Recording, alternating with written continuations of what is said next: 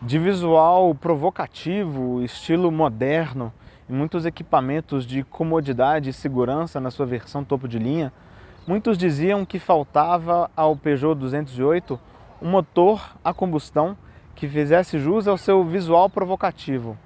Faltava, pois desde setembro de 2023, dentro desse peito franco-argentino, bate um coração ítalo-mineiro e bate bem forte, inclusive, que é o motor T200 ou Turbo 200 aqui na Peugeot, que veio lá do Fiat Pulse e do Fastback. Mas será que agora, finalmente, com esse motor turbinado, a gente pode dizer que a carreira do Peugeot 208 também vai ser turbinada no nosso mercado? É o que a gente vai descobrir na nossa avaliação do 208 Stile T200 CVT 2024.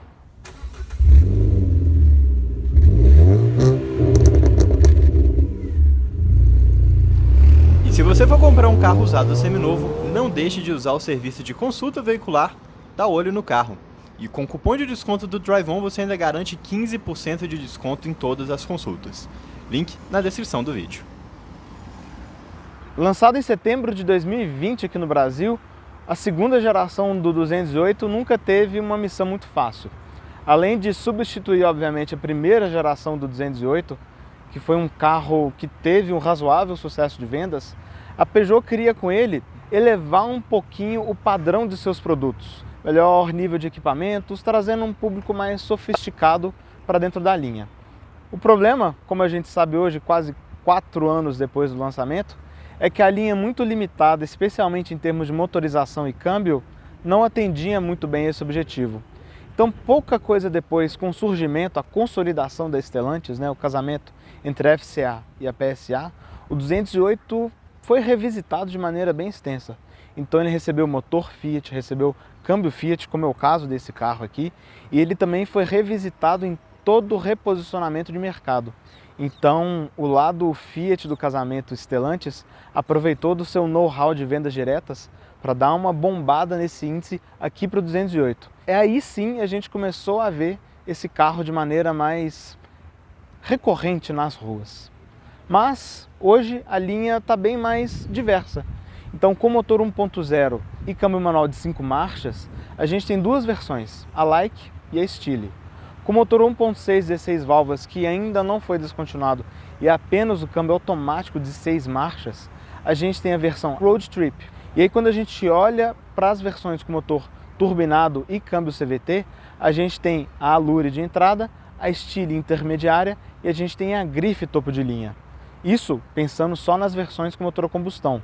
Se você quiser abrir mais ainda a carteira, você pode levar para casa um 208 GT, que é a versão 100% elétrica do hatch da marca francesa, que inclusive é importado da França, enquanto todas essas outras são fabricadas aqui no Mercosul, na Argentina. Como a gente falou há pouco, aqui no peito desse franco-argentino tem um coração ítalo-mineiro muito, muito forte, que inclusive é 1.0 3 cilindros mais potente vendido hoje no mercado brasileiro. A gente está falando do T200. Inclusive é legal ver algumas diferenças em relação aos carros da Fiat para caber aqui no cofre do 208 e para atender a veículos diferentes, Então aqui a gente não tem uma capa plástica mais, É uma espuma, moldada, que traz uma aparência simples, mas eu tenho certeza que cumpre o objetivo. É legal ver também como é que o motor fica um pouco alto aqui, Não fica tão lá embaixo igual a gente vê no Pulse. Afinal de contas ele é um carro mais assovezado. E também não sobra tanto espaço, Tem um pouquinho aqui, mas aqui também não sobra grande coisa. Ainda assim, olha, a organização geral é correta, tem a manta. Acho que em termos visuais, tudo bem. E de potência, a gente está falando de um motor que entrega 125 cavalos de potência máxima na gasolina e 130 no álcool, a 5.750 giros. E de torque, independente do combustível, sempre 20,4 kgfm, ou 200 Nm, que daí vem o nome Turbo 200 ou T200, dependendo da marca que utiliza esse motor. E como ele surgiu no Pulse em 2021, ele ainda é muito moderno. Então é inteiramente alumínio, injeção direta, uma turbina pequena para facilitar o enchimento. Obviamente não precisa de tanquinho de partida a frio, mas o grande destaque aqui é o sistema Multi-Air 3, que permite um controle individual das válvulas de admissão trazendo combinações praticamente infinitas de tempo de abertura e campo de abertura, né? Então tem a variação de fase e de levantamento, o que permite, teoricamente, uma combinação ideal entre consumo e desempenho. Daqui a pouquinho a gente vê se essa promessa se cumpre no final das contas. Bem, aqui na frente a gente também tem outro grande destaque, que é o farol. A gente tem nessa versão Stile também na grife, pensando dentro da linha turbinada, claro, esses faróis em LED com projetor. São peças importadas, pelo menos da última vez que eu olhei, são peças importadas e bem caras, inclusive. Então é até surpreendente a Peugeot colocar em um carro barato e ainda conseguir um preço agressivo. E elas não são apenas bonitas, né? Então tem todo esse efeito do dente aqui, né, que se estende pelo para-choque, mas também são faróis muito eficientes. Então com projetor o corte é muito bem definido, a luz é forte, a luz é limpa, o alto é muito bom, só que o baixo é um pouco baixo demais. Então você acaba às vezes tendo que recorrer muito ao alto. E aqui, apesar desse belo efeito, né, do dente, a gente não tem nenhuma luz auxiliar, luz de neblina, de milha, nada do tipo. Outra coisa, aproveitando que a gente está aqui na frente, esse spoiler aqui não é de série no carro. Ele é um acessório, né, no lançamento. A Peugeot falou de um kit de lançamento que era composto por outras coisas além desse spoiler, mas você pode comprar algumas coisas individualmente, né? Você consegue ver isso no configurador do carro e instalar na concessionária. Aqui, enquanto a gente apresentar o carro, a gente vai falar um pouco desses detalhes à medida que a gente for passando. Mas uma coisa que é de série e exclusiva do Stile entre as versões a combustão são essas rodas. São rodas Aro 17 com pneus 205/45. É um pneu bem largo e é um pneu bem baixo, reparem, vai. Estamos falando de nem 3 dedos, né? 2 dedos de parede.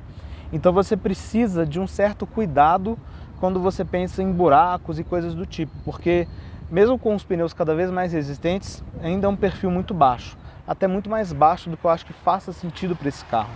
Mas olha, são rodas bem bonitas e olha uma coisa interessante, tá vendo isso aqui? É um acabamento plástico. Como essa roda é a mesma da versão GT, que é 100% elétrica, né, a aerodinâmica é uma grande preocupação. Então é um acabamento plástico para ajudar a diminuir a turbulência nessas rodas. Não sabia e achei muito interessante. De suspensão, a gente não tem grandes mudanças em relação ao aspirado. Então, McPherson na dianteira e eixo de torção lá na traseira. E em freios também, mesma receita. Discos ventilados aqui e tambores lá atrás. A engenharia da Peugeot informou na época que só mudou um pouco a firmeza das molas e também redimensionou as pinças para atender esse motor que é mais forte, um carro que chega a quase 210 km por hora, ou seja, um carro bem rápido.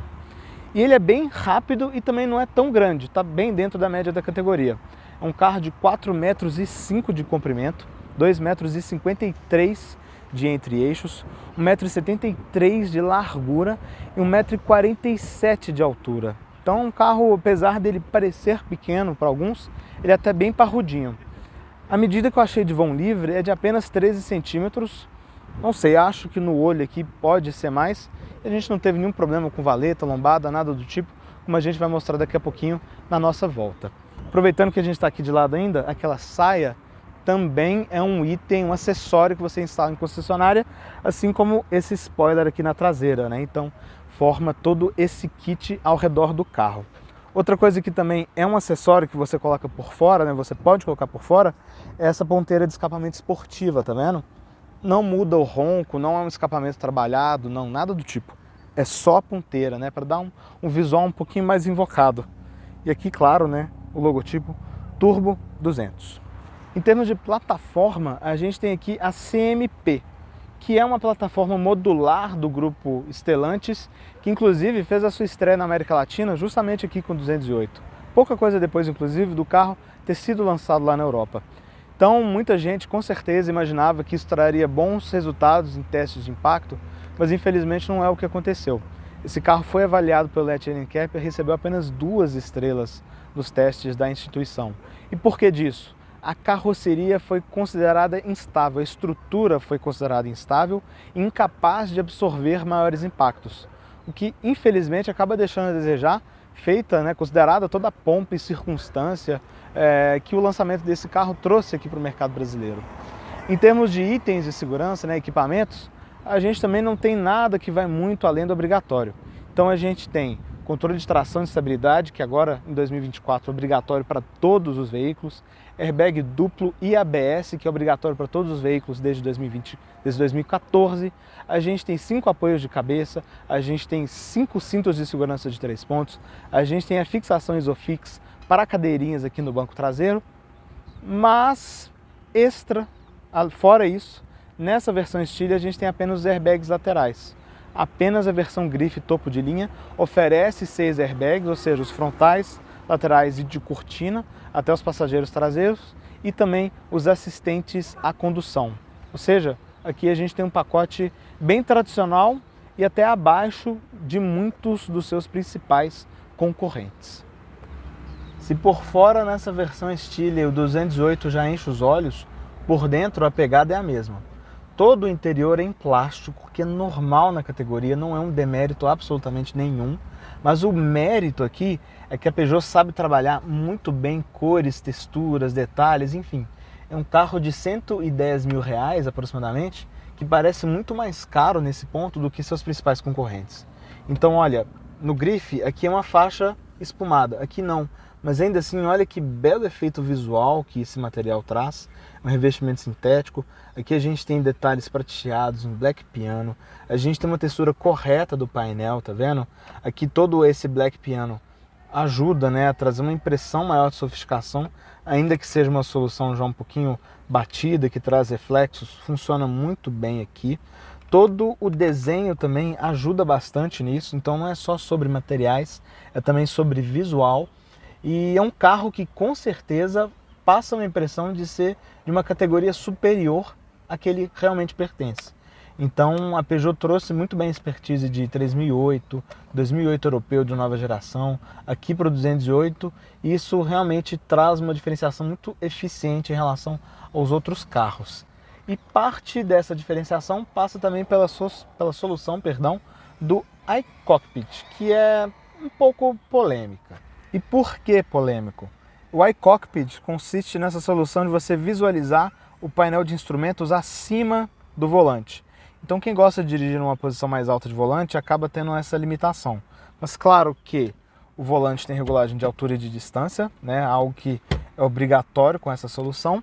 E esse iCockpit também faz você dirigir mais recuado em relação ao para-brisa.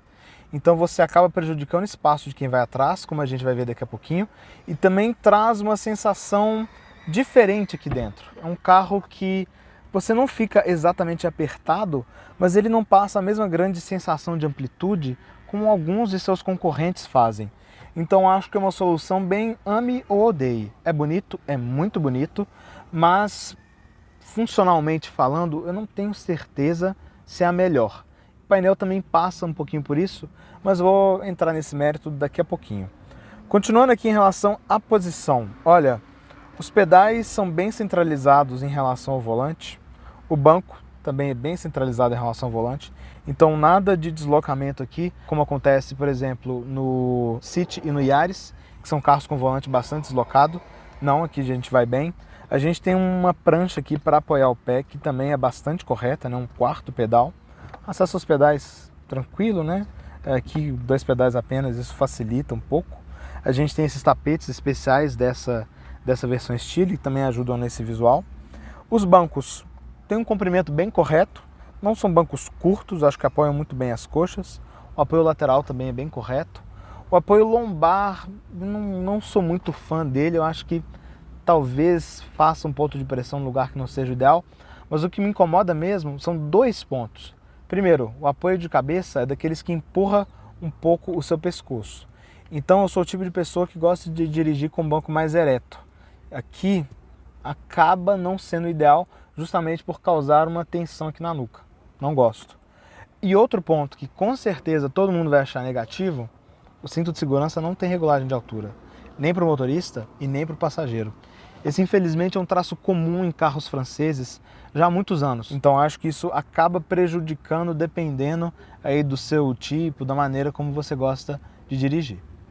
E aqui no painel de instrumentos a gente tem uma solução belíssima, uma belíssima solução para o painel de instrumentos, espero que alguém tenha pegado a referência, que é esse iCockpit 3D, que é muito bonito, mas traz algumas limitações, acho que bem drásticas em termos de visualização. E quais são essas limitações? A gente tem um painel que não tem tantas opções de visualização, então a gente tem essa de visores, que a gente está olhando agora, com ali na parte central o velocímetro à esquerda e conta-giros à direita. A gente tem um mínimo, que eu acho bem interessante, me lembra alguns carros da Saab, que tinha uma pegada aeronáutica, né? Então só o velocímetro, uma viagem longa de noite, isso pode ser interessante.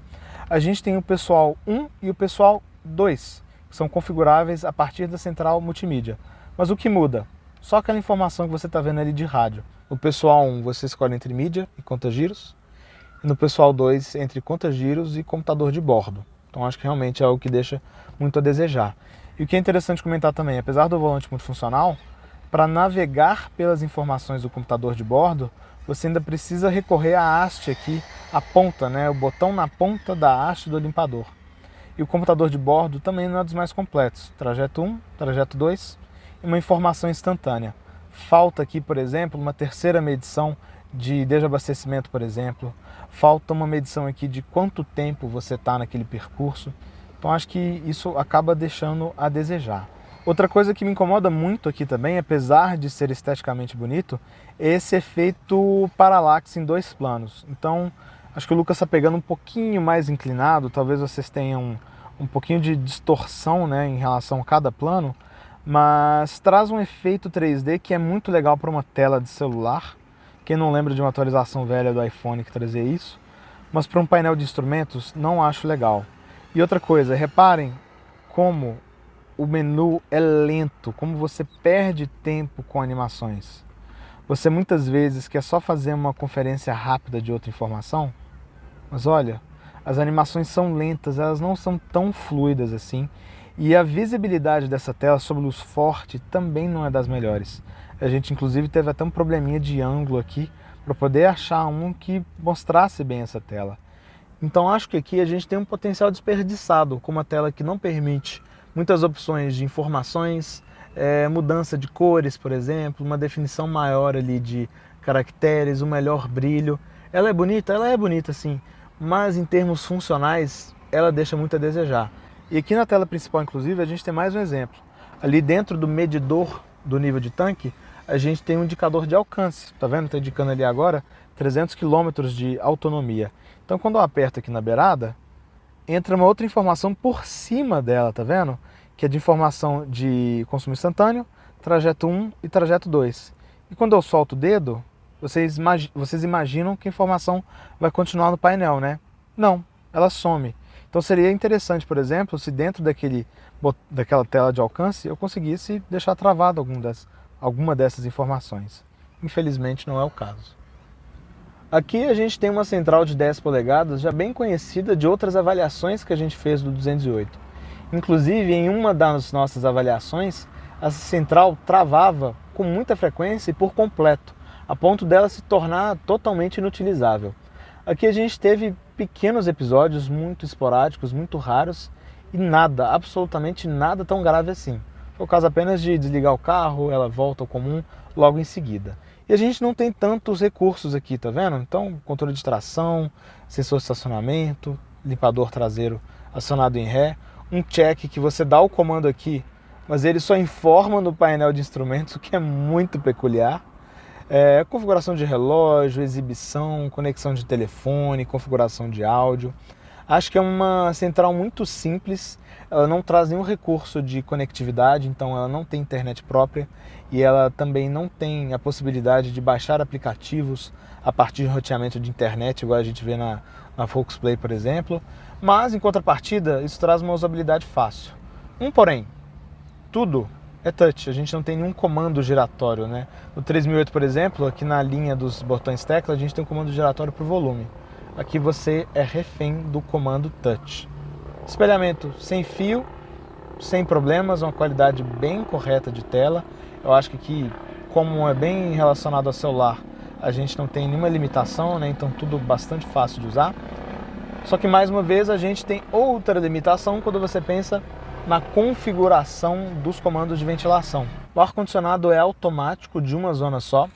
A maioria dos comandos estão dentro da tela, mas a gente felizmente tem alguns atalhos aqui que facilitam do lado esquerdo aqui do pisca, né? Então, comando de recirculação, um atalho para você acessar direto na central multimídia os comandos, as configurações, e um atalho de AC Max. Quando você aperta ele, o ar-condicionado entra no modo automático na sua potência máxima. Ainda assim, se você quiser regular a temperatura, ventilador ou fluxo de maneira mais detalhada, tudo através da tela. Então aqui você regula a temperatura, aqui você consegue regular o ventilador e o fluxo de ar, né? Ar-condicionado, o automático ou off. Também não tem um grande mistério em termos de recursos, mas toda tela touchscreen requer um desvio de atenção enquanto você dirige, o que não é o ideal. Não à toa e felizmente muitas marcas ao redor do mundo, em outros mercados, já estão abandonando este excesso de comandos touch, porque hoje já é sabido que essa desatenção, mesmo para comandos simples de ar-condicionado, som, o que for, aumenta o risco de acidentes. Então aqui, na questão de ser velho, chato, nada do tipo, questão de segurança e praticidade, você tem um comando físico para comandos que sempre foram feitos através de botões físicos. Algumas coisas não precisa reinventar a roda. Em termos de equipamentos, o pacote é bem correto. Quando você pensa em itens de comodidade, você não tem lá grandes destaques. Mas tudo que salta aos olhos aqui é muito sobre o estilo, muito sobre o visual. Exatamente o caso do teto panorâmico. Lembrando, não é um teto solar, ele infelizmente não se abre. Mas é legal que, olha, a cortina ela é totalmente blackout, então traz um conforto térmico que eu acho que é muito bom, apesar dela ser manual, que eu não acho que seja a melhor solução. A gente tem esse teto preto, que também é bastante bonito. Então todos os equipamentos aqui que fazem o carro parecer mais caro do que ele é, foram aplicados de maneira muito inteligente, justamente com esse objetivo em mente. Fora isso, o que eu acho que é muito legal, a gente tem esse porta-objetos aqui com tampa, que tem essa base de carregamento por indução. Eu acho muito bom porque você consegue deixar o seu celular aqui, olha, escondido, você esquece dele, inclusive do ponto de vista de segurança é bem legal. A gente tem duas tomadas USB, uma aqui para espelhamento tradicional e outra do tipo C para carregamento. Em termos de porta-objetos aqui, eu acho que deixa um pouquinho a desejar, tá vendo? Tem uma parte aqui que você pode guardar algumas miudezas, mas o apoio de braço não é baú, né? É apenas um apoio de braço retrátil, escamoteável. Dois pequenos porta-copos e um porta-objetos também, que não é lá grande coisa. Então, apesar desse bom espaço aqui, que é bem inteligente, eu acho que esse console central do 208 poderia ser um pouquinho mais bem trabalhado. E a situação aqui atrás, nesse sentido, não é melhor não, ela é pior, inclusive, porque, olha, tirando esse aqui, né, que eu comentei que pode ser dividido com quem vai lá na frente, a gente não tem absolutamente nada. Bolso porta-revista? Não. Porta-objetos nas portas? Também não. Nichos aqui atrás, qualquer coisa? Nada, absolutamente nada. Eu acho que nesse ponto, realmente, o 208 deixa bastante a desejar. A única coisa que eu vejo de novo aqui, que pelo que me consta é exclusivo dessa versão estilo com teto preto, não tenho certeza da grife, é essa luz de cortesia aqui atrás. Ainda uma luz individual, mas é algo que não existia antes. Então, pelo menos uma adição muito bem-vinda. E o padrão de acabamento dos bancos segue exatamente a padronagem, né, que a gente vê lá na dianteira. Então é vinil em algumas partes, com esse aplique em tecido um pouquinho mais áspero na parte central. Os tapetes, né, a gente também vê o bordado especial Stile.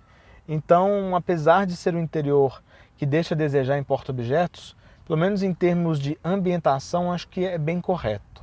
Aqui na porta, porém, lá na dianteira a gente tem um revestimento em vinil, inclusive com essa mesma costura azulada que a gente vê, bem, apenas nos bancos dianteiros, né? Mas aqui não, aqui é tudo plástico. Enfim, é uma solução bem comum nessa categoria. Eu acho que tudo bem, não chega a incomodar bastante, mas acaba destoando um pouquinho toda nessa pegada de cuidado ao acabamento que a Peugeot traz aqui para o 208. Outra coisa que já um clássico nas avaliações do 208 não agrada é o espaço para as pernas, de modo geral aqui para os passageiros traseiros. Eu tenho 1,77 m, esse banco está regulado para mim. Aqui ajuda que eu gosto de dirigir, como eu comentei, com um banco mais em pé, então acaba até ganhando um pouquinho mais de espaço. Mas mesmo assim, olha, eu sentado atrás de mim, tenho 2 dedos apertados e um dedo, com uma pequena sobra do meu joelho para o encosto. Não é um espaço bom. É um espaço abaixo de todos os seus concorrentes. Deixa eu pedir para o Lucas deixar umas ceninhas aí na tela do Argo, por exemplo, que é uma grande referência de espaço. O Onix, que também é um carro bem correto em termos de espaço. E o Polo, que também é um carro que tem um entre-eixos mais longo e agrada nesse sentido. Aqui, infelizmente, a gente não tem um espaço bom para os joelhos. Movimentação das pernas também, não temos um espaço legal. O banco não é tão curto assim, mas olha, justamente pela limitação que você tem de movimentos, acaba que as suas coxas não ficam tão bem apoiadas, né? Justamente por você não conseguir esticar muito as pernas. Então acho que realmente é uma questão bem crítica aqui no 208. Espaço para a cabeça, 2, 3 dedos, 4 dedos, 4 dedos apertados, acho que é justo dizer. Espaço para a cabeça, por outro lado, é correto, especialmente considerando que você tem a cortina do teto solar que se enrola justamente aqui. Teto solar não, teto panorâmico, né? Que se enrola justamente nesse pedaço. Então acho que apesar de ser um carro baixo, com esse ponto, você ainda consegue se acomodar bem espaço para a cabeça. A gente tem também as alças de teto para o passageiro dianteiro e também aqui nas duas laterais. Alça de teto, inclusive, com retorno bem suave, que é um ponto bem positivo também. E aqui, para ilustrar outras possibilidades, a gente empurrou o banco todo para frente, correu ele, estilo Uber mesmo, e olha, o espaço fica igual banco de um Argo, uma posição mais tradicional, né? Então sobrando aqui do meu joelho para o encosto mais de um palmo, só que ali na frente, esquece, meu amigo, ali não vai ninguém. Vai no máximo uma bolsinha térmica ali do Uber para levar uma aguinha. E por outro lado, em diversas avaliações também, sempre surge o emocionado fã de Peugeot que fala que eu menti, porque o banco dali está todo recuado. Esse banco aqui está todo recuado. Olha, imagina se eu estivesse andando com alguém muito alto na minha frente e não tivesse a gentileza, né, de ajudar um pouco em espaço. Exatamente isso que aconteceria. Claro que eu posso afastar as pernas e olha, poxa vida, parece que eu estou andando num Gol quadrado, né? Enfim, realmente o espaço é um ponto negativo aqui no 208 e não tem como relativizar isso. E a mesma coisa vocês vão ver agora em relação à saída. Olha o tamanho da porta, como ela é curta. Inclusive a gente tem um desenho estrutural aqui, né? Isso aqui é chapa, que atrapalha um pouco a entrar e a sair do carro. Então olha, com o banco desse jeito, é quase missão impossível sair aqui de dentro. Então realmente, gente, não tem como relativizar o óbvio.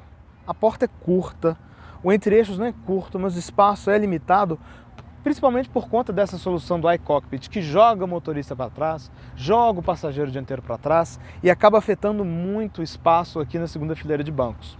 E aí você vai pensar, ok, mas o porta-malas então é muito bom, né? Olha, infelizmente não. Aqui nós temos 265 litros de capacidade. É um dos menores porta-malas da concorrência, da categoria. Fica junto ali do City, né? Então, Argo, Polo, HB20 vão a 300 litros. O Sandero vai a 320. O Yaris vai na faixa dos 315 litros. E não só o porta-malas é pequeno, como a boca dele também é um pouco estreita, tá vendo? Então, não é um porta-malas que você consegue colocar coisas muito grandes. Outra coisa que muito me incomoda aqui é que, reparem, vou manobrar um pouco aqui a nossa câmera para mostrar para vocês que o kit de ferramentas e triângulo, ele fica aqui dentro em bolsas. Ele não vai junto do step e ele não tem espaço no fosso. Então você perde espaço valioso em um porta-malas que já é pequeno. Em contrapartida, você tem todo o revestimento em plástico, o acabamento nas laterais é muito correto, apesar da gente não ter nenhum gancho, nenhum nicho, é um acabamento correto aqui. A gente tem toda a tampa revestida em plástico.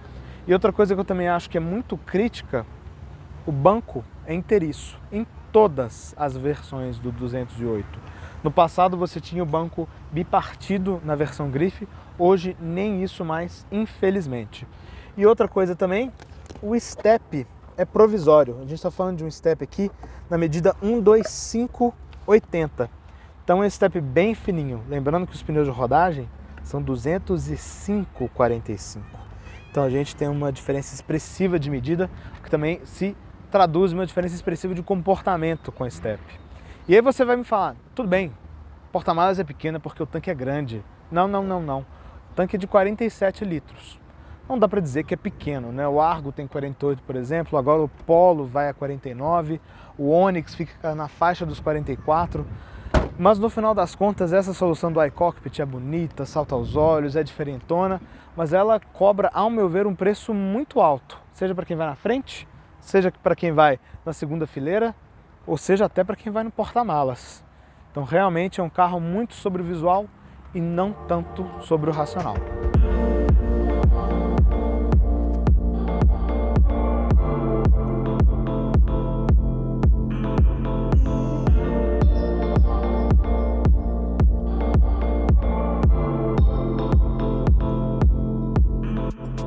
Debaixo de um calor de quase 40 graus, vamos dar uma voltinha aqui no 208.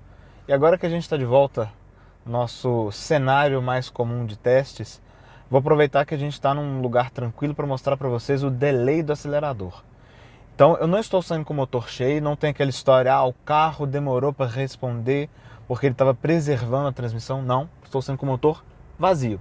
Só estou pisando no fundo para vocês verem, né, como é a resposta. E eu estou com o modo Sport, que é ligado aqui do lado, desligado. Então vou acelerar fundo em 3, 2, 1.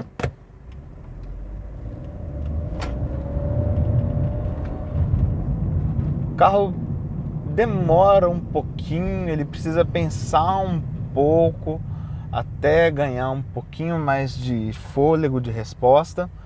Mas depois que embala, vai bem. É bem um comportamento típico de CVT com motor turbo, né? Então você tem aquela primeira resposta lenta e depois a coisa avança um pouco à medida que a turbina entra. E agora eu vou fazer a mesma coisa com o modo Sport ligado. O modo Sport ele trabalha em rotações mais altas. Então de novo, 3, 2, 1. Mesma coisa. O comportamento do carro não muda nessa saída, mas a percepção é que ele fica mais esperto. Tanto que eu tirei o pé, olha, eu não freiei, o carro praticamente parou. Coisa que a gente não viu com o modo Sport desligado. Tudo bem, questão de limitações, né? Característica de CVT, que tem aquela saída não tão pronta, não tão responsiva, que muita gente não gosta. Para evitar isso, existem câmbios CVTs que têm a primeira marcha física, justamente para dar uma resposta mais imediata. Não é o caso aqui. Daqui a pouquinho a gente fala um pouquinho sobre o câmbio que é utilizado aqui no 208. Outra coisa que também acho que é um espaço muito bom para aproveitar e comentar aqui é o peso da direção. Ela tem uma centragem correta, o peso também é correto. Olha, uma direção até bem responsiva, tá vendo? Não tem o centro muito morto, nada do tipo. E a gente também tem um diâmetro de giro legal de 10,4 metros. E à medida que você vai ganhando velocidade, essa direção também vai ganhando peso. Então acho que aqui, mais uma vez, a gente tem um bom exemplo de acerto. E olha, aproveitando aqui, peso de um dedo, muito tranquilo, uma direção realmente muito fácil. O que eu acho legal, que ali na frente a gente vai conseguir mostrar bem, é como essa direção isola muito bem o que está acontecendo com os pneus aqui para o motorista. Isso é um baita de um mérito, especialmente considerando que aqui a gente tem um pneu de medida muito baixo. Então olha, essa rua aqui é bem castigada, tirei a mão aqui, zero impacto. E o pneu não só é baixo, como está com a pressão ecológica. A pressão ecológica é 36, eu coloquei 37 para ficar bem em cima. Então, um trabalho de NVH, né, de isolação de ruído e aspereza, vibrações, muito bem feito. E a mesma coisa a gente pode dizer da suspensão, que, mais uma vez, um acerto brilhante aqui no 208.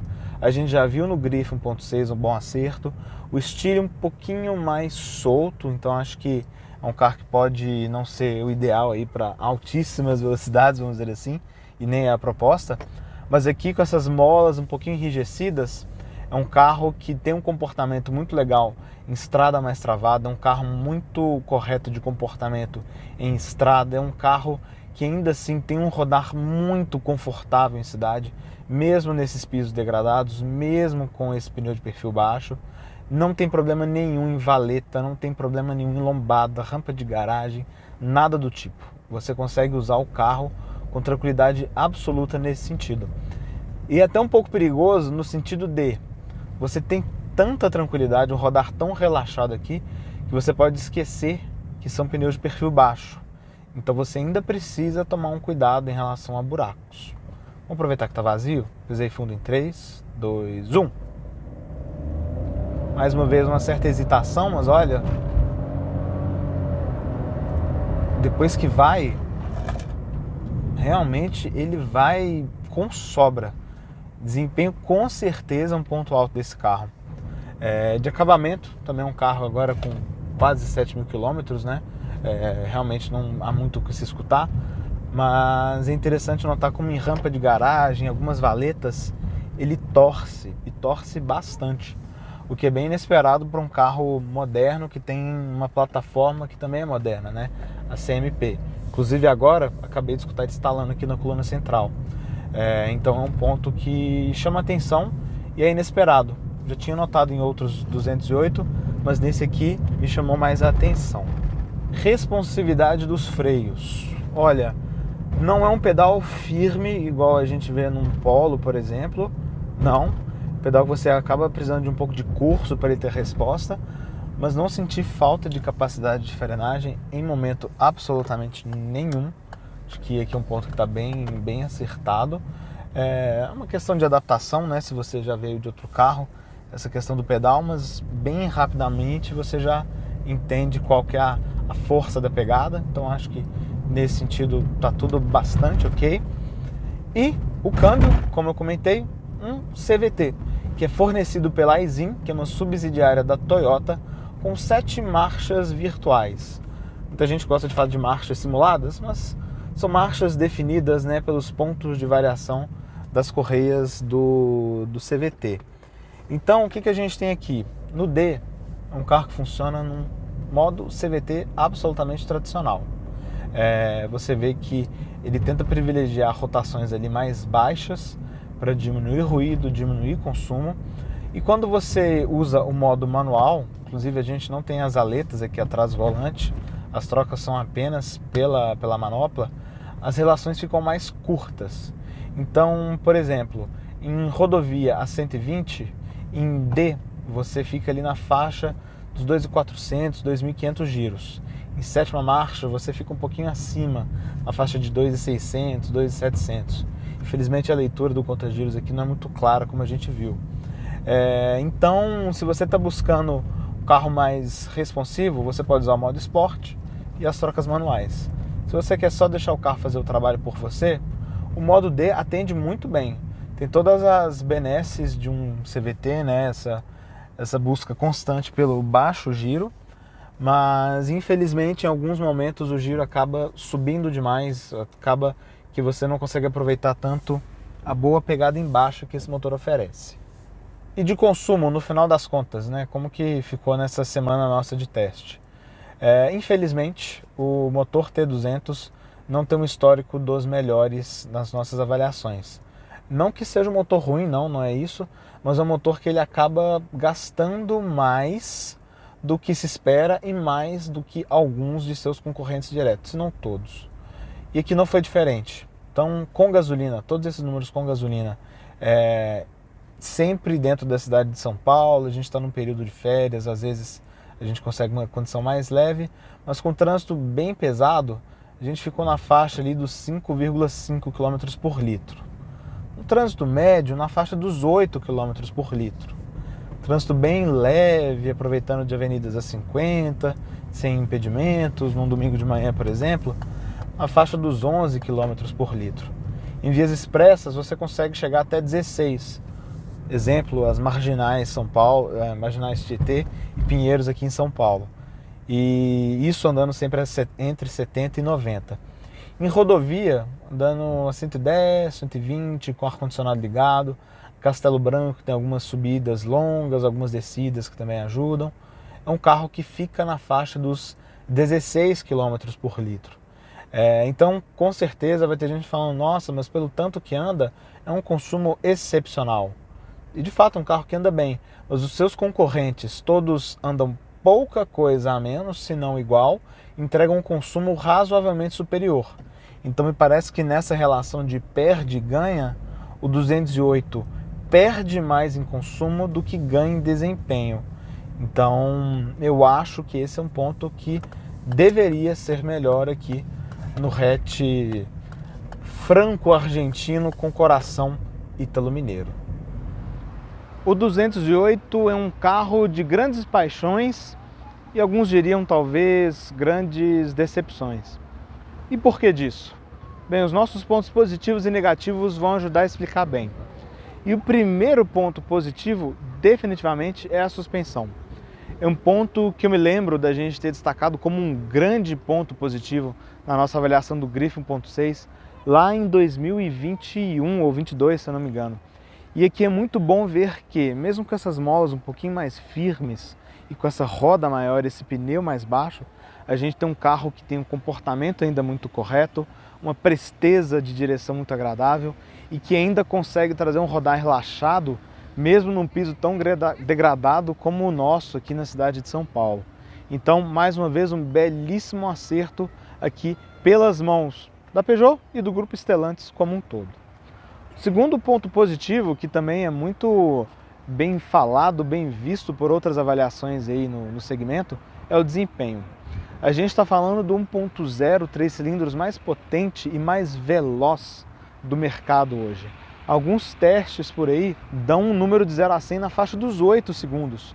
O número oficial é na casa dos 9,2. E dependente do que for, uma vantagem muito expressiva em relação à maioria dos seus concorrentes.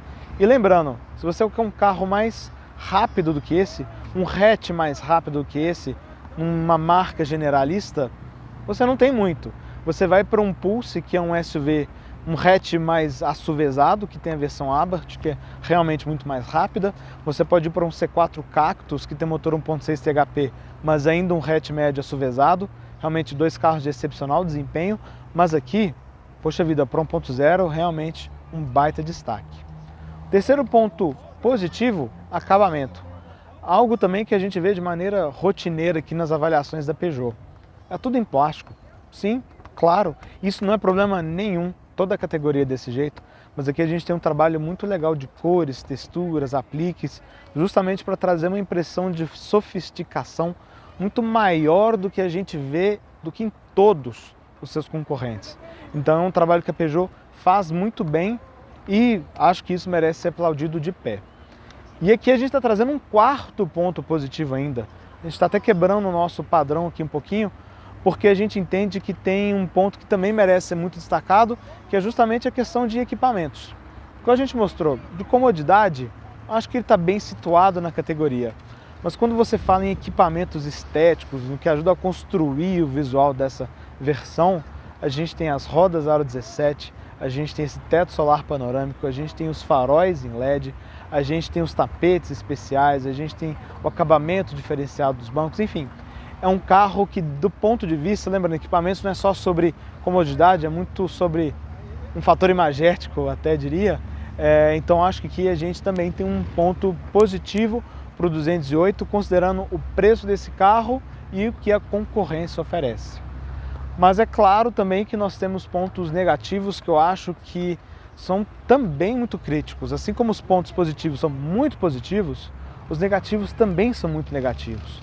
O primeiro deles, como vocês viram, como a gente sempre aponta, mas como tem gente que ainda teima em acreditar, é o espaço. Infelizmente o 208 fica muito abaixo de todos os seus concorrentes. E nessa categoria a gente tem carros bem espaçosos, como o City Hatch, que é um pouquinho mais caro, mas não deixa de ser um hatch. O Yaris também é bem espaçoso, o Argo também é bem espaçoso, o Polo Onix HB20 tem espaço interno também bastante correto. O 208 fica abaixo de todos eles.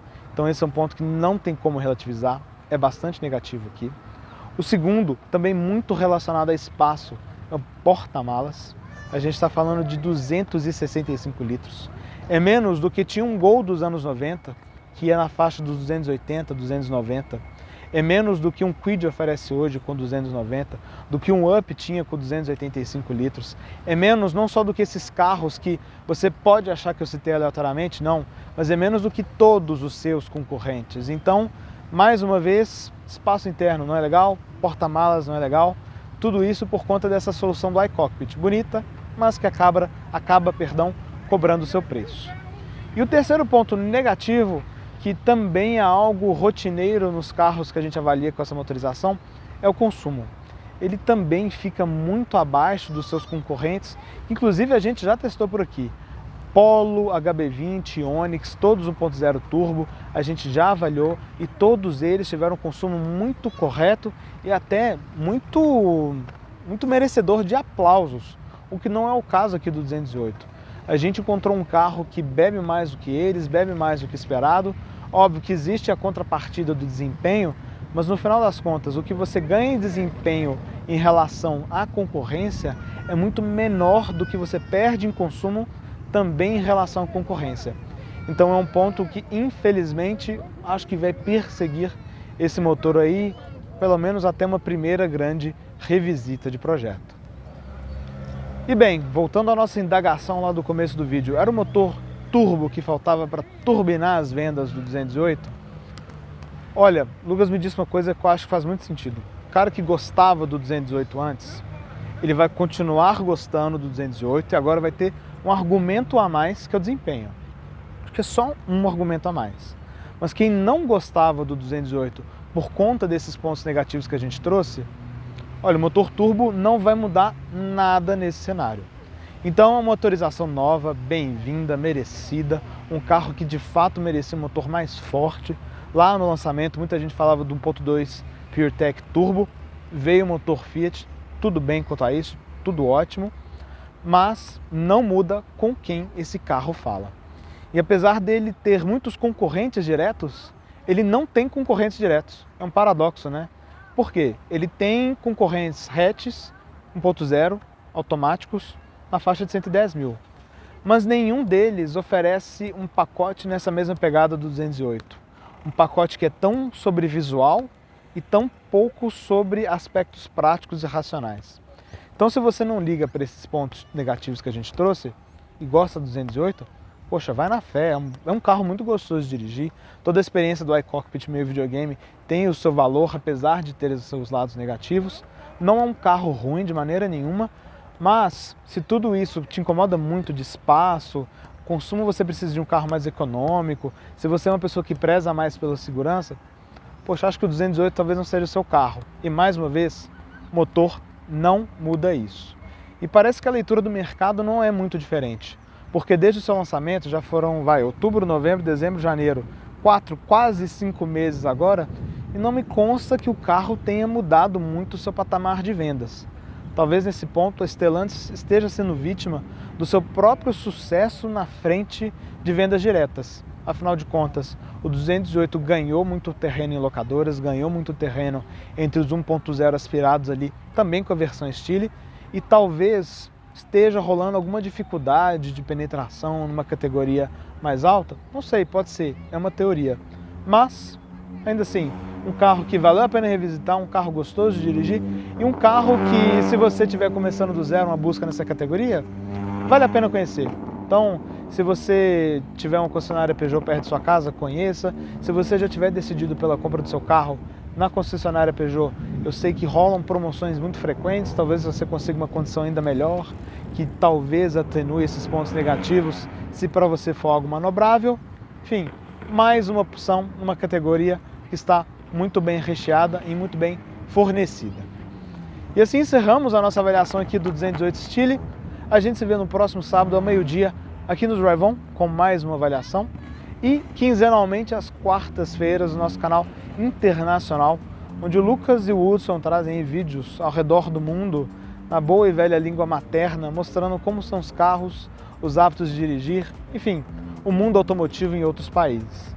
A gente se vê e um grande abraço. E aí, gostou do vídeo? Então não deixe de se inscrever no canal clicando no ícone preto E também não deixe de conhecer o nosso canal de vídeos internacionais clicando no ícone branco.